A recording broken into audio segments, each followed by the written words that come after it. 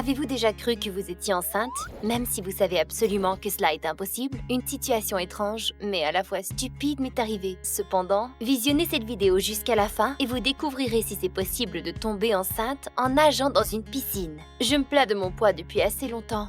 Toutes mes amies minces sortent avec des garçons depuis longtemps. Pendant que moi j'étais à la maison en train de suivre un nouveau régime. Après avoir lu sur l'internet que la nage pouvait aider à la perte de poids, je me suis inscrite pour des cours de natation. La nage m'a clairement aidée. J'ai perdu 5 kilos et j'ai rencontré un gars super. Son nom est John. Il a 16 ans. Et il est le gars le plus sympa que je connaisse.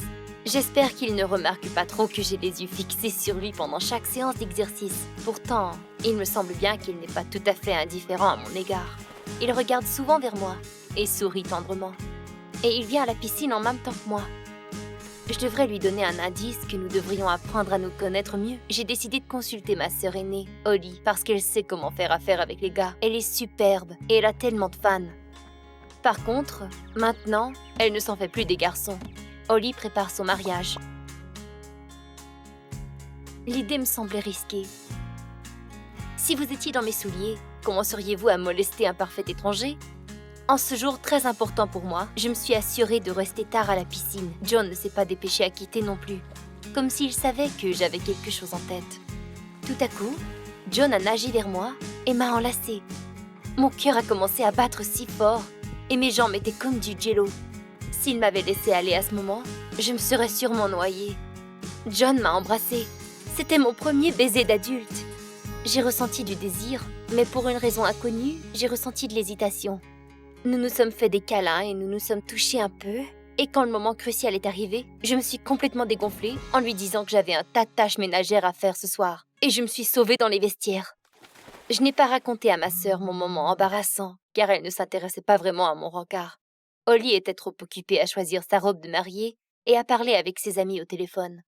Une semaine a passé. J'avais peur de retourner à la piscine, pensant que John se moquerait de moi, ou pire, qu'il arrêterait de me parler tout court.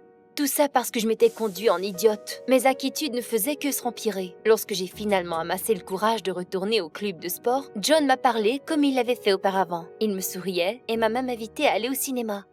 Cette fois-ci, je n'étais pas confuse et j'ai accepté. Malheureusement, j'ai dû canceller. J'étais si étourdie et je me sentais très malade. Je ne pouvais même pas sortir du lit. En voyant mon visage tout pâle, Holly m'a demandé si j'étais enceinte. Le commentaire m'a choquée. Et ce n'était que par son rire diabolique que j'ai réalisé que ce n'était qu'une petite blague idiote. Les jours passaient et ma condition ne s'améliorait pas. Après avoir longuement réfléchi à ce que Holly avait dit, j'ai décidé de m'acheter un test de grossesse. En fait, je souffrais de maux de tête, de nausées, et je n'avais même pas remarqué que mes règles étaient en retard. J'ai partagé mes soupçons avec ma sœur. Elle m'a avisé de ne pas paniquer, mais de prendre un test de grossesse. J'ai fait le test. Chaque minute me semblait être une éternité. J'attendais les résultats avec impatience. Je faisais les 100 pas dans la maison, essayant en vain de me calmer. Oh non! Pas ça! J'étais enceinte! Mais cela ne se pouvait pas, parce que John n'avait fait que m'embrasser et me toucher. J'étais vierge! Le choc m'a fait pleurer. Holly est arrivée en m'entendant pleurer. En panique, j'ai expliqué à ma sœur ce qui s'était passé avec John et que j'allais être mère. Je ne comprenais pas comment cela pouvait se produire. Holly m'a dit que John s'était touché dans la piscine avant de venir me courtiser et que ses sécrétions avaient pénétré à l'intérieur de mon système. Cette explication me semblait ridicule, mais c'était la seule explication. Je me suis endormie en pleurant. J'ai fait des cauchemars toute la nuit. J'entendais un bébé pleurer. Et puis soudain, j'étais dans la piscine avec John. J'avais peur qu'il était au courant à propos du bébé. Mais il n'a rien dit. John m'a embrassée et m'a dit qu'il voulait me marier. Soudainement, un vrai monstre est apparu des vestiaires. Un bébé géant, portant une couche avec une suce dans sa bouche. Il courait et chacun de ses pas faisait un vacarme horrible. J'ai réalisé qu'il s'apprêtait à sauter dans l'eau. John ne semblait pas remarquer le monstre, mais celui-ci s'approchait rapidement. Le bébé est tombé sur moi et John. Du sang gicla dans toutes les directions et tout est devenu noir. Je me suis réveillée en sueur. Avez-vous déjà eu un cauchemar dont vous étiez très ravi n'était qu'un cauchemar? Ma sœur m'a dit d'avertir John que j'étais enceinte. Je ne voulais pas avoir cette conversation, mais je n'avais pas le choix. J'ai appelé John et je l'ai invité à venir en visite. John était surpris, mais était d'accord de venir. Holly a immédiatement commencé à ricaner et je n'arrivais pas à croire qu'un gars si bien posé se serait donné du plaisir dans une piscine publique.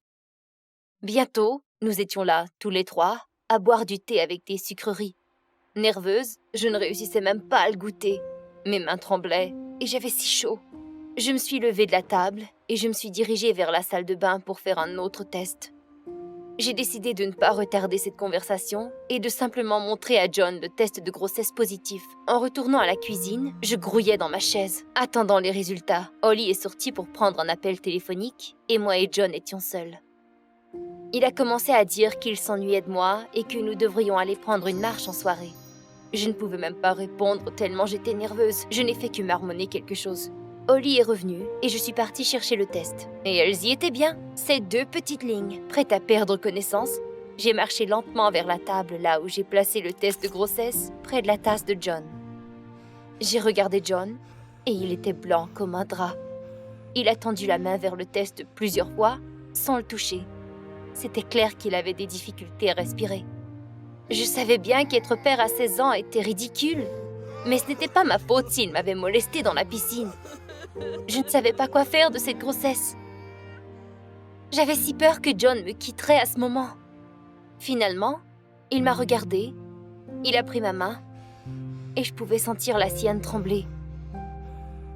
Il était tout en sueur. John a laissé aller un très gros soupir et me demanda de l'épouser, officiellement, de déménager avec lui, vivre avec sa famille et d'avoir un bébé. Je ne savais pas si je devais pleurer de joie ou lui dire que je n'étais pas prête à me marier. J'étais bouche bée. C'était comme si je fondais dans les yeux de John.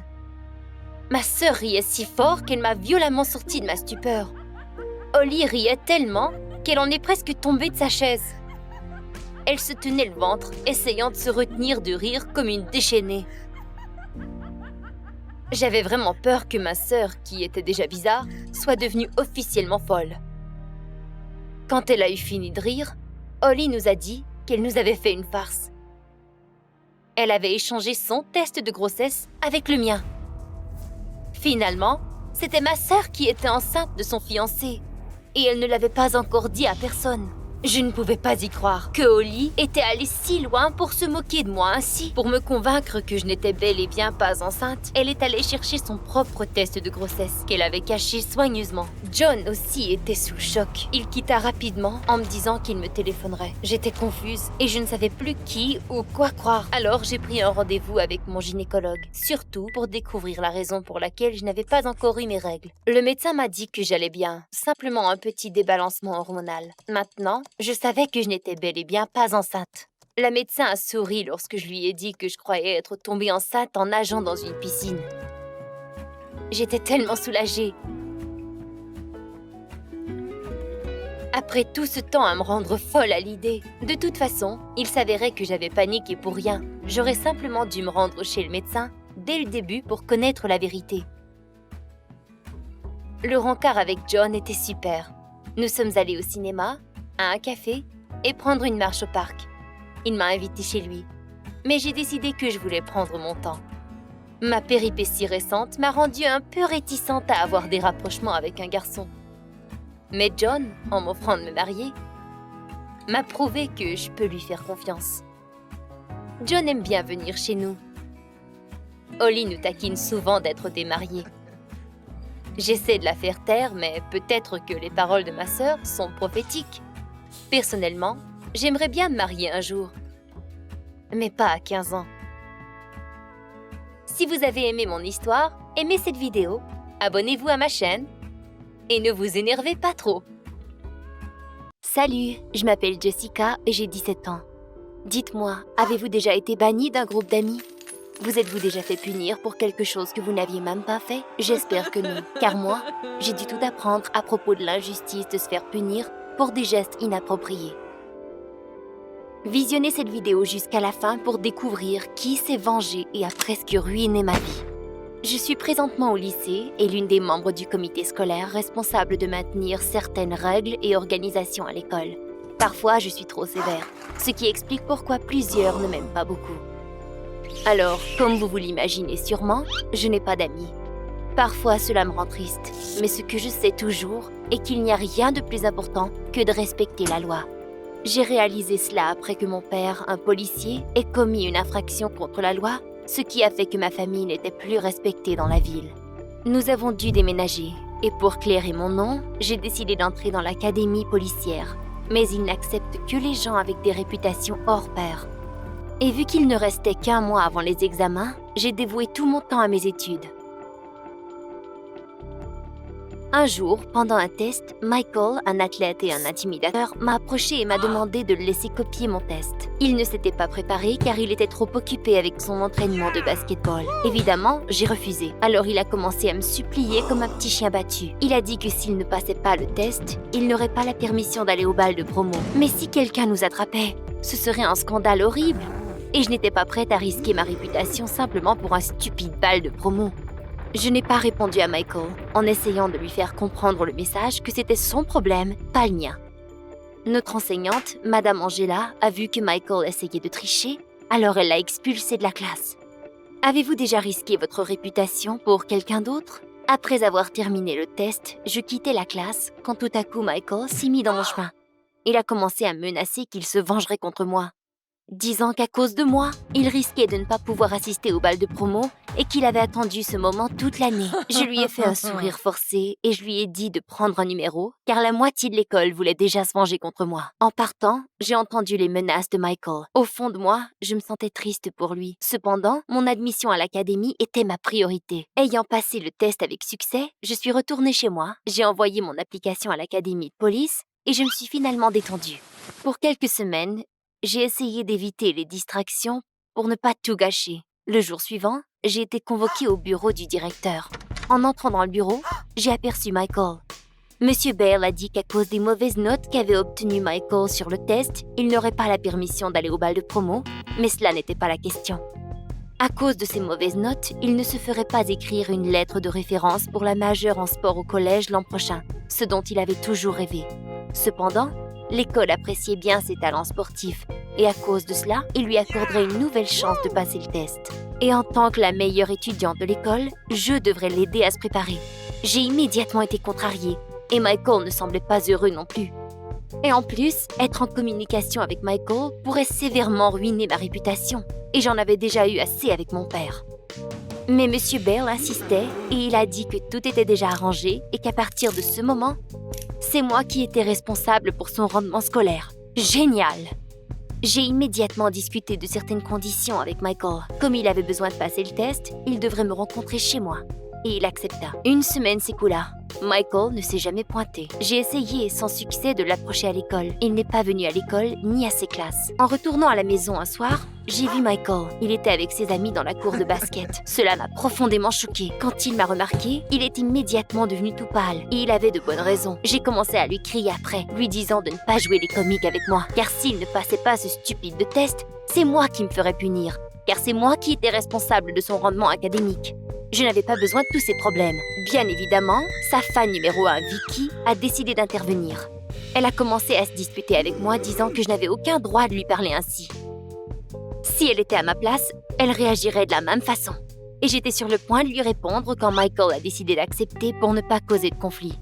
Ses amis se moquaient déjà de lui, alors il ne voulait pas empirer la situation. Vicky a essayé de l'empêcher, mais elle n'a pas réussi.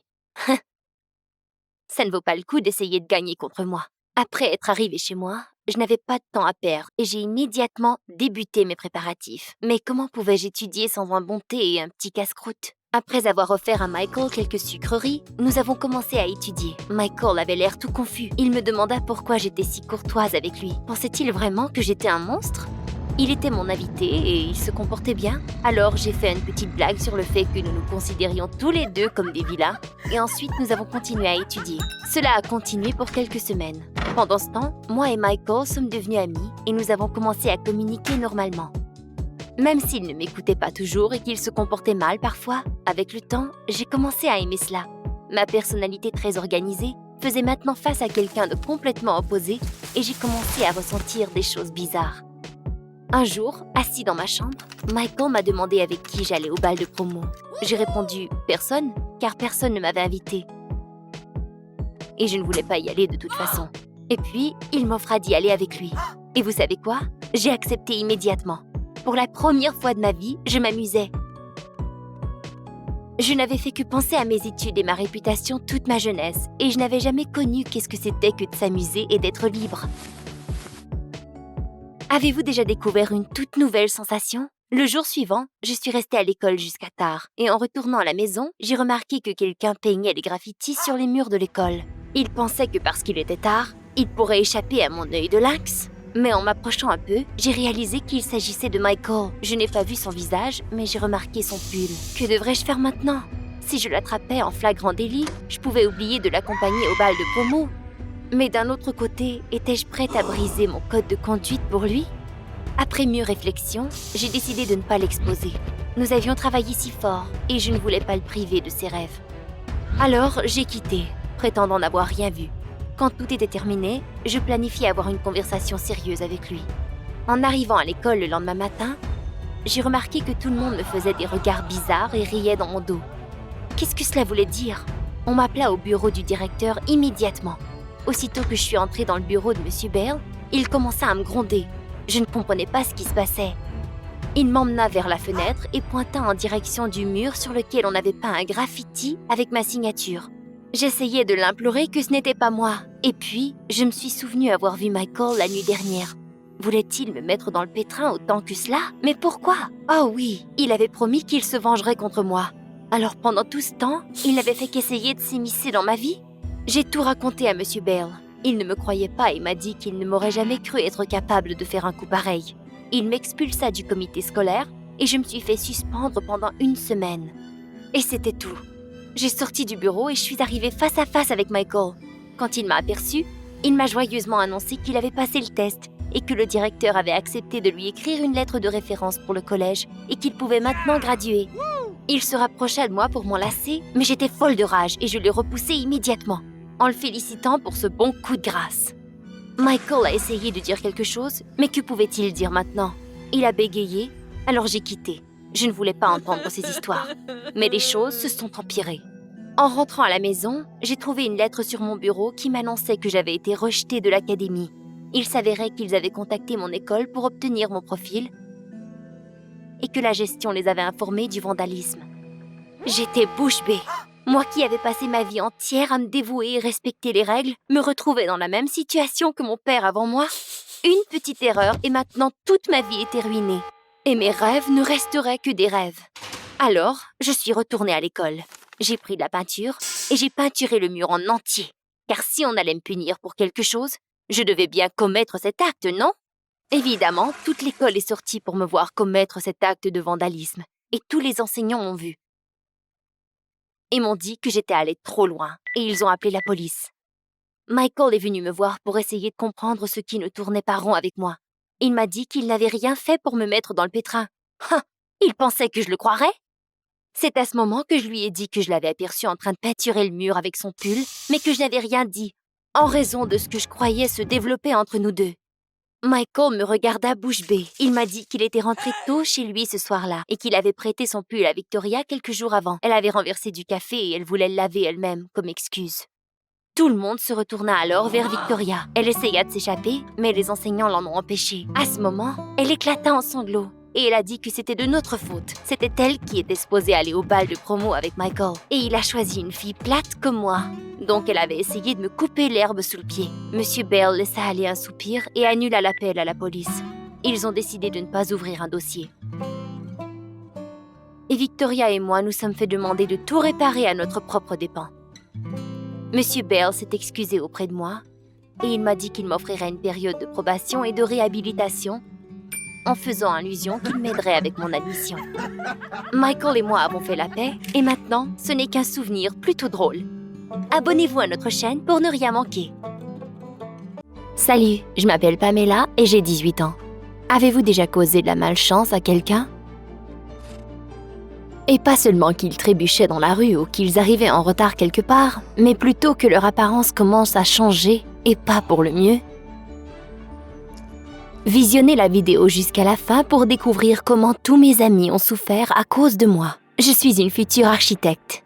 Je suis une étudiante à l'université et mon groupe d'amis est quasiment tous des garçons. Vous pensez que je baigne dans l'attention et que j'ai en moyenne 5 petits amis? Ha! Vous rêvez. Je n'ai pas de petits amis. Cependant, je serais une copine super. Mes parents m'envoient de l'argent, et pas seulement pour de beaux vêtements, mais aussi pour des fêtes dans lesquelles tout le monde s'amuse à mes dépens. Et tout le monde s'en donne à cœur joie, mais personne ne m'offre de sortir avec moi.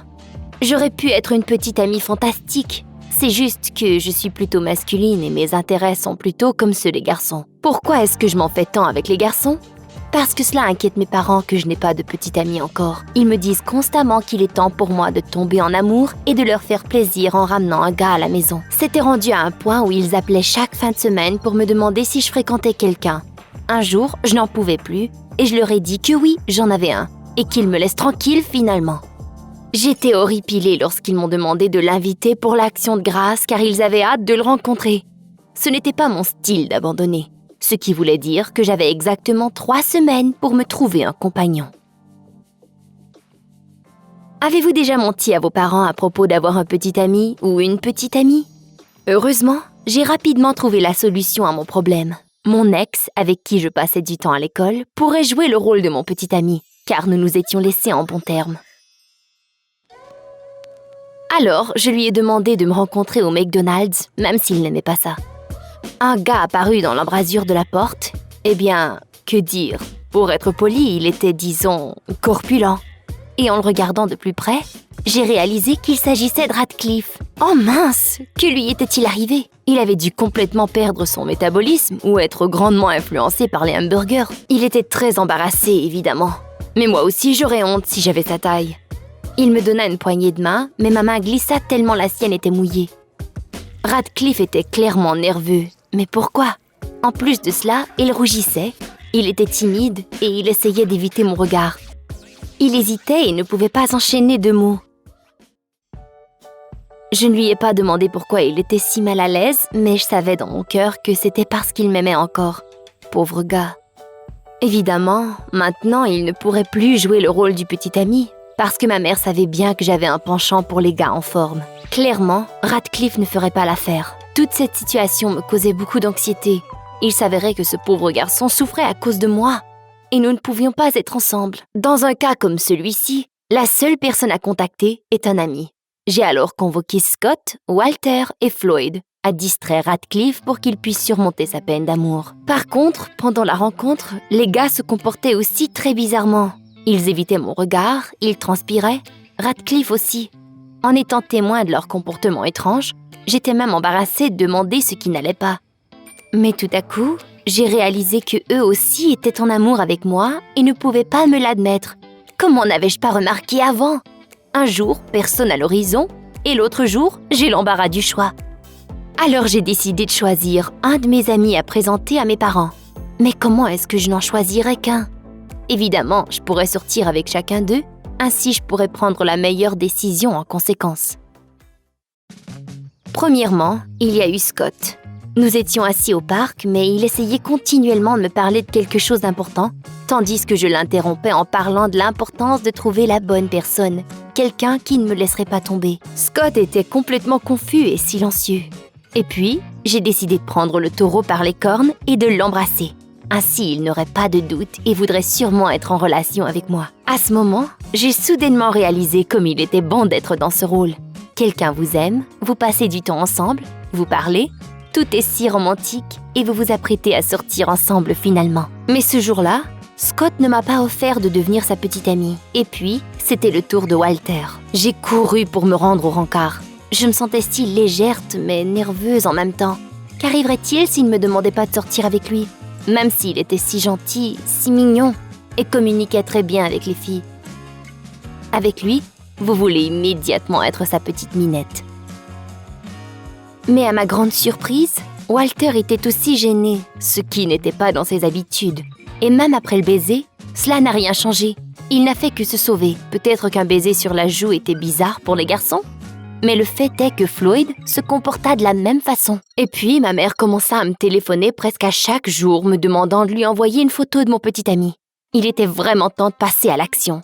J'ai décidé de lancer une fête et d'inviter tous mes potentiels amoureux. Mais qui devrais choisir à la fin? Scott était très intelligent, Floyd était drôle et Walter était... J'ai décidé de répondre à toutes mes questions à cette fête qui soulignerait notre anniversaire d'amitié de 2 ans. Je me suis acheté une nouvelle robe pour la fête, je me suis bien maquillée. Tout le monde est arrivé à temps, seulement les invités d'honneur étaient en retard. En les attendant, j'ai annoncé à tout le monde que mes 3 meilleurs amis étaient amoureux de moi. Mais les filles ont parti à rire et ne croyaient pas que j'avais 3 petits amis. Est-ce que vos amis ont déjà douté de vous? J'étais très contrariée au début et même fâchée. Je n'étais pas laide et oui, je pouvais avoir 3 petits amis si je le voulais. Alors, je suis partie à la recherche de Scott, Walter et Floyd. Pour qu'ils avouent tout devant tout le monde une bonne fois pour toutes. Mais vous savez quoi? Ils ne se sont jamais pointés. Ils ne sont pas venus à la fête que j'avais lancée en leur honneur. Je n'avais jamais eu aussi honte de ma vie. Au début, je voulais disparaître dans le plancher. Ensuite, je voulais les étriper et leur exiger une explication. J'ai donc essayé de leur téléphoner, mais pas de réponse.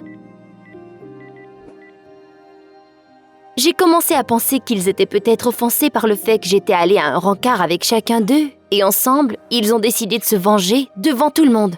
Je me sentais comme un boxeur, totalement KO. J'étais la première à quitter ma propre fête pour rentrer chez moi. Mais vous savez quoi? J'aimais vraiment Walter, et je voulais être avec lui.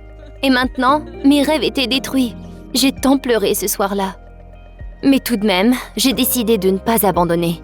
Je les avais appelés toute la semaine, sans réponse. Et maintenant, mes parents ne faisaient que empirer ce désastre.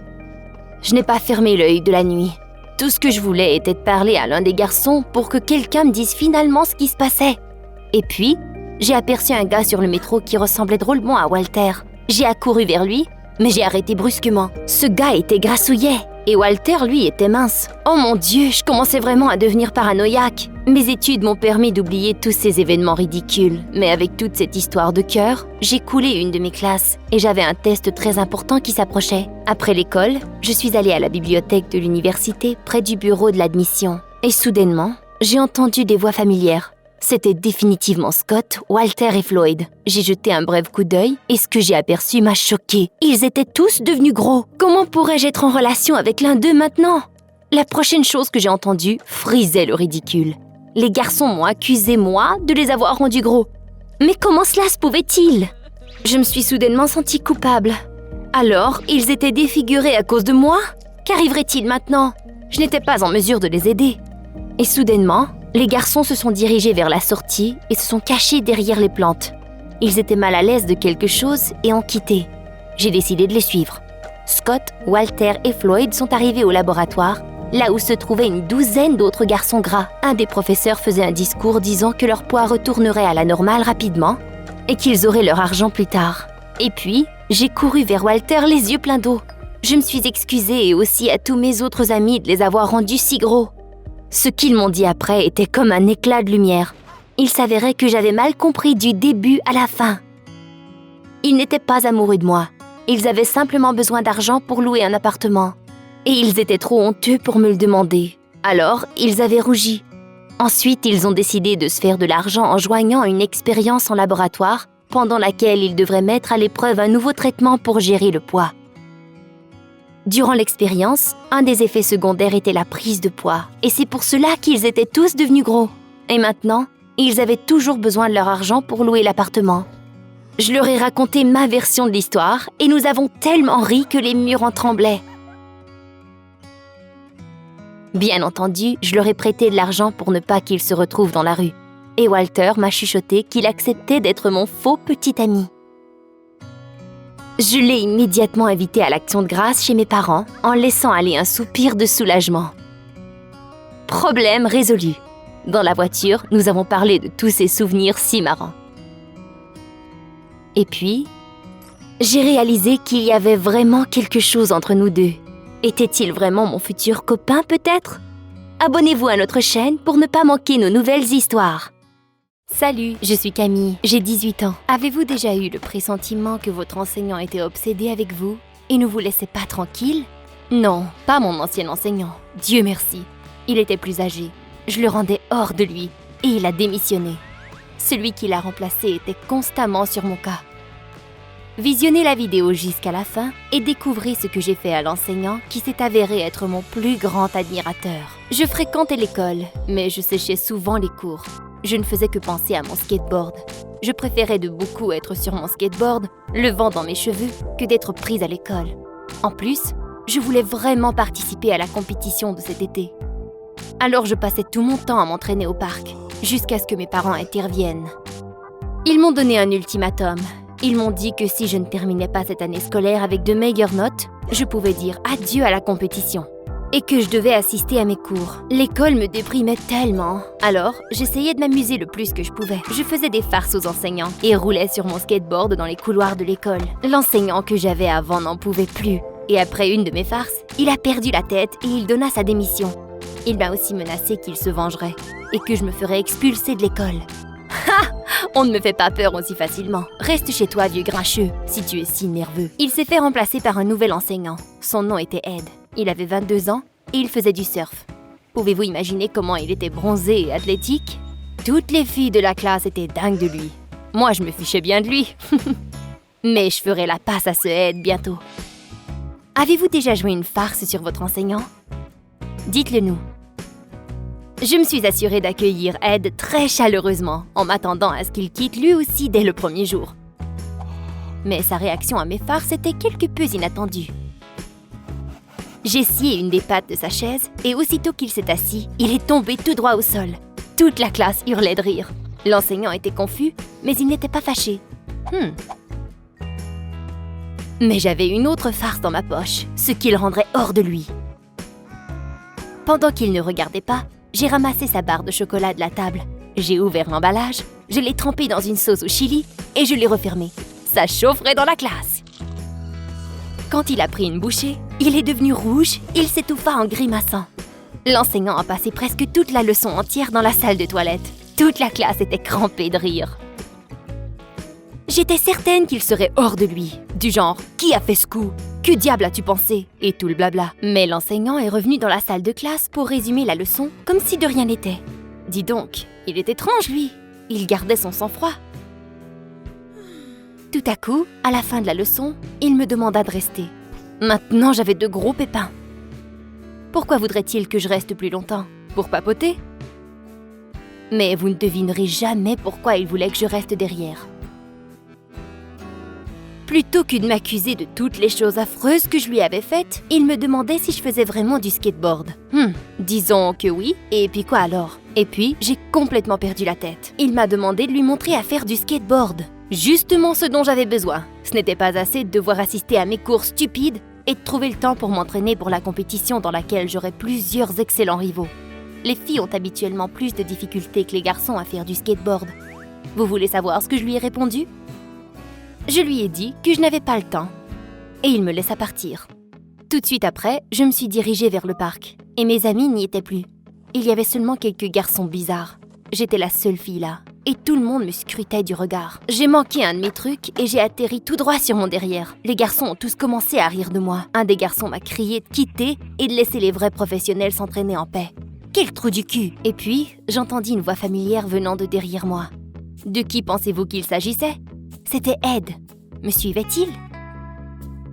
Il a dit aux garçons que ce n'était pas encourageant de rire des erreurs de quelqu'un. Les gars n'ont pas osé rétorquer. Ils n'avaient pas le culot. Ils ont quitté. Ed m'avait sorti de ce pétrin. Alors je lui ai proposé de s'entraîner avec moi. Comme ça, on serait quitte. Alors nous avons commencé à nous entraîner ensemble après l'école. Et puis quoi? Pendant que je lui montrais des techniques de skateboard, je les répétais aussi, juste à temps pour la compétition de cet été. Ed apprenait très vite. Après un mois d'entraînement, j'ai pu lui montrer certains trucs avancés. Nous nous filmions en train de faire des trucs pour nous analyser par après. C'était vraiment génial de s'entraîner ensemble. Qui aurait cru que moi et le nouvel enseignant nous entraînerions ensemble et deviendrions amis? Pendant les pauses, nous discutions aussi de nouveaux trucs. Mes collègues de classe me demandaient si nous sortions ensemble. et elles ont commencé des rumeurs stupides. Avez-vous déjà été le sujet principal de potins à l'école? Est-ce qu'on parlait en mal de vous derrière votre dos? Nous nous voyions très souvent, mais nous ne faisions que faire du skateboard ensemble. Les filles ont commencé à faire des allusions que l'enseignant flirtait avec moi. Quelle absurdité! Mais après un certain incident, j'ai commencé à sécher les cours. Quelqu'un avait publié une photo de nous deux au parc sur la page publique de l'école. Et c'était un désastre total. Tous ses amis sur sa page sont devenus complètement dingues à l'idée que nous étions ensemble. J'ai commencé à recevoir des menaces et des accusations que j'étais une fille facile. Qui donc avait pris cette photo? Et comment l'avait-il téléchargée sur le web? Seulement Ed et moi étions au courant de nos entraînements. Ed a immédiatement dit qu'il n'avait rien à voir là-dedans, mais je ne lui faisais plus confiance. J'ai abandonné l'école et Ed a commencé à m'appeler, à m'écrire disant que nous devions discuter. Est-ce qu'il flirtait vraiment avec moi? En essayant de le trouver sur les réseaux sociaux, je suis tombée sur quelque chose. Sur sa page, il y avait une photo de l'ancien enseignant qui avait démissionné. La légende disait « Cher papa ». Était-il le fils de ce vieux grincheux qui ne pouvait pas me tolérer et m'avait promis de me faire expulser de l'école? Est-ce qu'il aurait envoyé son fils pour se venger contre moi? Oh mince! Ed devait être en train d'essayer de gagner ma confiance dans le but de me faire expulser de l'école par tous les moyens. Je ne pouvais pas me faire expulser le soir avant ma compétition. Mes parents ne me le pardonneraient jamais. J'essayais de trouver une solution pour me débarrasser d'Ed. Et puis, Eureka! Le meilleur type de défensive est par l'offensive. Maintenant, tenez-vous bien, j'allais leur montrer avec qui ils jouaient. Je suis retournée à l'école et j'ai déposé une plainte contre Ed au bureau du directeur. Et savez-vous ce que j'ai écrit? Vous ne devinerez jamais. En gros, j'ai dit qu'il me harcelait, me forçait d'être sa copine et tout. Maintenant, c'est lui qui se ferait expulser. Mais j'avais tort. Je n'avais pas vraiment la meilleure réputation à l'école. J'étais une de ces mauvaises filles. Et j'avais déjà été la cause d'une démission. Alors le directeur ne m'aimait pas beaucoup. Il organisa une rencontre face à face avec moi et Ed. Le directeur demanda à Ed si c'était vrai qu'il me harcelait ou si cette déclaration était un autre de mes fameux coups. Et que si c'était le cas, ce serait mon dernier coup, car il cherchait depuis longtemps une excuse pour m'expulser. Quel gâchis! Mon sort dépendrait alors de la réponse d'Ed. S'il niait les faits, alors je pouvais dire adieu à cette école, et mes parents ne me permettraient plus d'assister à la compétition. Il le ferait pour venger son père. Mais mince, Ed me semblait vraiment être un chic type. Peut-être qu'il avait une conscience et qu'il ne me piégerait pas. Il était silencieux. Merde, qu'est-ce qu'il répondrait? Est-ce qu'il pensait peut-être à la meilleure façon de ruiner ma vie? Et puis, Ed a dit qu'il était simplement venu à cette école à cause de son père. C'est tout. Ensuite, Ed a dit que son père avait toujours été impatient, irritable, trop strict et que toute sa famille en avait souffert. Il a aussi dit que ses traits n'étaient pas les meilleures qualités pour un enseignant et que ce n'était pas surprenant que son père ait décidé d'abandonner la profession. Ed l'avait remplacé pour corriger les erreurs de son père. Mais de quoi parlait-il? Je ne comprenais pas. Ed a dit qu'il voulait être ami avec moi, de trouver un langage qui nous unirait, ce que son père était incapable de faire. Que voulait-il dire? Qu'il voulait se protéger? Ed essayait de trouver des excuses, comme si je n'avais pas compris ce qu'il essayait vraiment de me communiquer. Alors, je l'ai pris pour du harcèlement. Et puis, tout était clair. Il allait parler en mal de moi. J'étais prête à tout, excepté pour ce qu'il a dit après. Ce malentendu et ma plainte étaient totalement de sa faute. Et on ne devrait pas m'expulser. Je n'étais pas impliquée et je n'avais rien fait de mal. Et c'est la dernière chose que je m'attendais à entendre. Mais j'étais si soulagée. Pfiou! Ed était super après tout. À la fin de la rencontre, le directeur m'expliqua que je m'étais trompée au sujet de l'enseignant. Il remercia Ed d'avoir été si flexible et pour son attitude envers une étudiante. Et il n'y avait alors aucune raison de m'expulser. Notre rencontre s'est terminée sans perte. Victoire! Je me suis excusée à Ed et nous sommes allés prendre un café. Il m'a dit qu'il avait découvert qui était derrière la photo sur Internet. C'était son père. Il avait secrètement pris une photo de nous deux et l'avait publiée sur Internet pour nous encombrer tous deux. Ed et moi avons bien ri. Le léopard ne peut pas changer ses tâches. J'ai fini mes études avec de bonnes notes et je suis allée à une grosse compétition de skateboard pendant tout l'été. C'était super. Je n'agace plus les gens avec mes farces plates. Car il y a vraiment de bonnes personnes dans le monde qui ont beaucoup de bonté et une patience illimitée. Abonnez-vous à notre chaîne pour ne rien manquer. Salut, je m'appelle Stacy, j'ai 20 ans et cette histoire s'est produite quand j'étais à l'université. Connaissez-vous ces histoires de bonnes filles et de mauvais garçons? Ou sur un gars impopulaire et la reine de l'école? Vous devez admettre que dans la vie, tout semble très différent de celle des séries télévisées. Mais pas toujours. Regardez cette vidéo jusqu'à la fin et découvrez comment une bonne fille typique aille son mauvais garçon, comme dans un mélodrame scolaire. J'avais le béguin pour Ethan depuis la première année. Ceci est mon type préféré, appelé le mauvais garçon qui ne te regardera jamais. Le pire, c'est que Ethan faisait parfois attention à moi. Eh bien, de temps en temps, à quelques reprises, il a remarqué que j'étais allée au salon de coiffure ou quelque chose du genre. Je ne pouvais pas comprendre s'il s'agissait d'aide humanitaire, un compliment à une fille avec beaucoup de complexes, ou se moquait-il? Mais cela a quand même fait battre mon cœur. La plupart du temps, Ethan traînait avec des gars de la banlieue. Il est allé à vélo à l'université. Bien que la route vers l'université soit un peu exagérée, il n'allait pas souvent à l'université. J'avais même des dates de vacances séparées sur mon calendrier. Ethan était à l'université aujourd'hui et une ligne noire distincte chaque année. Ethan essaie de transférer à l'année suivante. Le fait était que chaque année, ils essayaient de le renvoyer à l'université. Et chaque année, d'une manière incroyable, au dernier moment, il passait à l'année suivante. Vous êtes à 100% entouré de telles personnes, n'est-ce pas? Pendant que vous étudiez, pendant des jours, ce gars crache au plafond, puis passe soudainement parfaitement, et vous ne pouvez que vous arracher les cheveux et vous demander « Eh bien, comment ?» Eh bien, maintenant je sais comment. Cette année, quand Ethan a accumulé beaucoup de devoirs manqués, il est venu me voir pour que je puisse l'aider en tant qu'ami. Et j'ai accepté. Je n'ai pas de vie, mais je ne vis pas sous un rocher et je regarde des émissions de télévision. Je savais que c'était ma chance. Je n'avais pas d'amis, de relations avec mes parents, qui étaient restés dans une autre ville. Tout était tendu. Donc j'étais toute seule à l'époque et j'essayais d'y penser moins. Il n'y avait donc personne pour me raisonner et je suis passée dans la zone ignorance polie à la zone d'amis faciles. Nous avons accepté d'étudier en classe informatique après l'école. Beaucoup d'entre nous l'ont fait. C'était la première fois que je me maquillais à l'université. Je me sentais incroyablement stupide, tellement à la ramasse qu'il était même difficile de le laisser paraître. J'étais très heureuse qu'au dernier moment, j'ai repris mes esprits, j'ai couru aux toilettes et lavé mon visage de tout ce que j'avais fait auparavant. Nous avons donc commencé à étudier ensemble. Eh bien, une sorte d'étude. Ethan n'a rien fait et je savais qu'il profitait de moi. Mais c'était la première fois que nous parlions seuls en 3 ans. Et il m'a remercié très chaleureusement pour mon aide.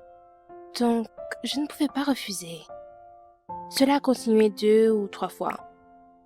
Mais à la fin, cette célébration de la zone d'amis s'est terminée. J'étais malade.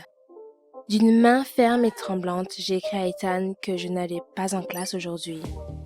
À quoi Ethan se plaignait qu'il s'agissait des tâches dont il avait besoin pour terminer de toute urgence. Et peut-être qu'il m'enverrait simplement les tâches et que je ferais tout et lui ferais parvenir. J'étais presque d'accord. Ce n'est qu'au dernier moment que j'ai réalisé qu'il m'enverrait toujours ses devoirs, que nos réunions seraient terminées et que je serais simplement laissée en compagnie de ces dissertations dégoûtantes et de ces tests semi-écrits. Et j'ai dit non. Cela sonnait fort, non? J'ai dit « Non, Ethan, je ne peux pas les résoudre sans toi. Puisque je suis malade, peux-tu me rejoindre? De plus, tu as un vélo, ce ne sera probablement pas difficile. » Ma voisine, nous n'étions pas très sympathiques, a fait « Ouh » et elle est allée chez une amie pour la nuit. J'ai essayé de faire valoir qu'il n'y aurait pas de « Ouh », mais qui m'écoutait? J'étais contente de ne pas m'être laissée complètement transformée en tutrice gratuite en ligne et il m'a fallu un certain temps pour réaliser que j'avais invité chez moi un gars que j'aimais. Et j'étais pleine de morve, en dépression et en pyjama. Je rougis et cela n'avait rien à voir avec ma fièvre. C'est dommage. J'ai mangé beaucoup d'antipyrétiques, jeté mes mouchoirs en papier et attendu. Ethan est arrivé avec un visage meurtri. Très meurtri. Je n'ai pas immédiatement compris où mettre la glace. Et il ne m'a rien expliqué. Il a plaisanté en disant que nous avons tous les deux des problèmes de santé et a jeté ses tâches urgentes sur moi. Et à 5 d'orange. J'étais occupée jusqu'au matin. Trop de tests et une tête endolorie. Et puis Ethan a décollé et il m'a fait une dernière blague sur mon intelligence, mais que je ramenais des gars chez moi la nuit, donc je devrais faire attention. Et nous n'avons pas eu de « ouh » comme je le pensais. J'ai passé la moitié de la journée à manger des oranges et à regarder des émissions de télévision. Et plus je les regardais, plus elles m'affectaient. Pensez-vous que les séries télévisées sur l'amour des adolescents aident beaucoup dans des situations réelles? Ha! Ce sont des histoires pleines d'espoir, mais très convaincantes si vous êtes tué par un amour non partagé et des tests inachevés en sociologie. J'ai soudain pensé, et si Ethan m'aimait? Mais ensuite je me suis dit, non, ça ne pouvait pas être le cas. J'étais une intello avec des lunettes et sans limites personnelles. J'ai donc décidé de mettre Ethan hors de mon esprit, de penser à mes intérêts et de faire quelque chose pour mes devoirs manqués qui commençaient à s'accumuler parce que j'ai aidé ce con avec ses études. L'année scolaire était finie. J'étais un peu déçue des résultats, mais pas tant pour que mes parents soulèvent la question de ne pas m'aider avec de l'argent. Ethan a de nouveau franchi la ligne avec succès et a également été transféré à l'année suivante. Et puis, quand j'ai même commencé à y arriver, parfois à ne pas penser à lui, il est apparu à l'horizon et m'a proposé un rencard bonus pour mon aide, vous voyez. J'étais confuse et j'ai accepté. Mon cœur battait comme si j'avais bu 10 litres de café. Je suis passée de fusionner, faire semblant d'être malade, à mettre une belle robe. J'ai même consulté une voisine et elle a de nouveau dit « Ouh » et a décidé de nous laisser seuls. C'était gênant. Finalement, j'ai abandonné. J'ai décidé que je n'allais nulle part parce qu'Ethan ne penserait même pas à moi le lendemain. Encore une fois, j'avais tort. Parce que tard le soir, ma sonnette retentit. Et oui, c'était Ethan. Il était très joyeux et a dit que c'était la première fois qu'il était libéré sous caution. Et par qui? Moi! Je lui ai demandé d'où il venait et il m'a répondu qu'il se souvenait de mon adresse et que je l'ai largué et que maintenant je lui devais un rendez-vous. Eh bien, j'ai répondu sur le même ton que lors de notre dernier rendez-vous. Il est apparu avec un visage brisé et n'a rien expliqué. Et comment dois-je le prendre? Ethan se tut. J'étais silencieuse aussi. Enfin, j'ai fermement dit que les séries télévisées étaient des séries télévisées et que je n'irais pas à un rendez-vous avec un gars qui ne m'a pas dit un mot de la vérité. Ethan m'a tout dit. Il a dit qu'il était assez stupide pour s'endetter et qu'il avait maintenant besoin d'argent. Ici, je suis même tendue en présence de mon béguin. Je pensais que maintenant il commencerait à m'emprunter de l'argent et même moi je ne pouvais pas être aussi bête. Mais Ethan a dit qu'il collectait lui-même l'argent depuis longtemps. J'ai découvert qu'il travaillait à temps partiel dans l'un des clubs d'un mauvais quartier. Il a dit qu'il recueillerait bientôt la totalité du montant pour compléter la dette. Donc l'essentiel pour lui était de ne pas être expulsé de l'université et que personne ne parlerait à sa mère de ses problèmes. Il était très dramatique, alors je me suis calmée un peu et je lui ai assuré que je ne connaissais pas sa mère. Et bien sûr, je lui ai demandé comment je pouvais aider. C'est Ethan! Bon, vous savez. Ethan m'a regardé attentivement, a soupiré et a dit que jusqu'à récemment, il m'aurait simplement emprunté de l'argent et ne me l'aurait pas rendu. Mais j'étais tellement ouverte à propos de mon béguin que même lui était mal à l'aise. Et de toute façon, c'était le rencard le plus stupide de sa vie. Je n'ai même pas offert de thé. C'était probablement le bon moment pour tomber dans les bras l'un de l'autre, comme dans la série télévisée. Mais j'avais peur. Le gars devait beaucoup à quelqu'un, après tout. Il s'est battu, a menti. Le mauvais garçon était, bien sûr, mon rêve, mais pas si mal. Et je lui dis que le rencard aurait lieu quand il sortira de ses ennuis et améliorera ses études. Et j'améliorerai mes études. Eh bien, notre premier vrai rendez-vous est demain. Oui, cet homme désespéré avait finalement réglé sa vie, bien qu'il ait dû vendre le vélo et vivre ensuite avec moi pendant encore 6 mois, pour l'alimentation. C'est un très bon cuisinier au fait. Et il essaye de me convaincre qu'au lieu d'une robe meringuée, il vaut mieux acheter un nouveau vélo pour le mariage. Au fait, ma voisine a dit « Ouh » quand elle a déménagé. Et je l'ai ajouté sur les réseaux sociaux. Si nous réussissons, je lui écrirai « Je veux que ce soit ouh au moins une fois. » C'était approprié. Avez-vous déjà eu une histoire cinématographique? Dites-le nous dans les commentaires. N'oubliez pas de vous abonner à la chaîne et d'aimer les vidéos que vous aimez. Il y aura bientôt de nouvelles histoires.